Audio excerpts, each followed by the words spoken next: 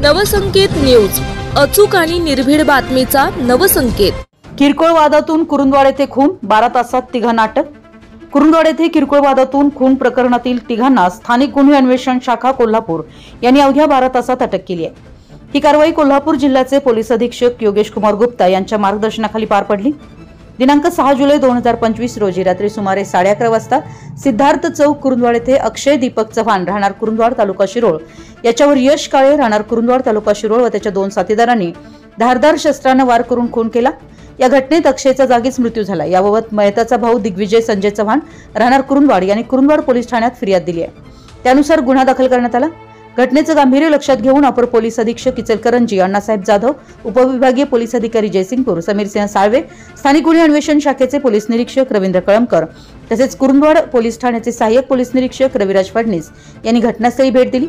Police अधीक्षक योगेश कुमार गुप्ता यांच्या सूचनेनुसार पोलीस निरीक्षक रवींद्र कळमकर यांनी पोलीस उपनिरीक्षक जालिंदर जाधव यांच्या नेतृत्वाखाली शोध पथक तयार केलं।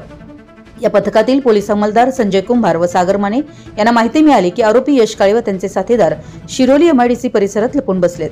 तसेच त्यांच्या ताब्यात काळ्या रंगाची ऍक्टिवा दुचाकी MH11 BQ 8269 आहे।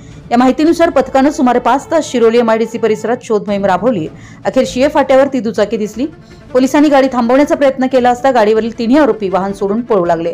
मात्र पोलिसांनी त्यांचा पाठलाग करून त्यांचं शिताफीने ताब्यात घेतलं। तपासादरम्यान आरोपी यश काळे वय 19 राहणार कुरुंदवाड, अमन जमीर दानवाडे वय 22 राहणार गावभाग इचलकरंजी व श्रीजय बाबू बडसकर वय 22 राहणार औरवाड तालुका शिरोळ यांनी खुनाची कबुली दिली आहे। त्यांच्यामध्ये दिनांक 5 जुलै रोजी एकमेकांकडे बघणे या किरकोळ कारणावरून वाद झाला होता। या वादातूनच आरोपीने रागाच्या भरात धारदार शस्त्राने अक्षय चव्हाण याचा खून केला असल्याचं तपासात निष्पन्न झालंय। सदर आरोपींना पुढील कारवाईसाठी कुरुंदवाड पोलीस ठाण्याकडे सोपवण्यात आलं असून पुढील तपास सहाय्यक पोलीस निरीक्षक रविराज फडणीस करतायत।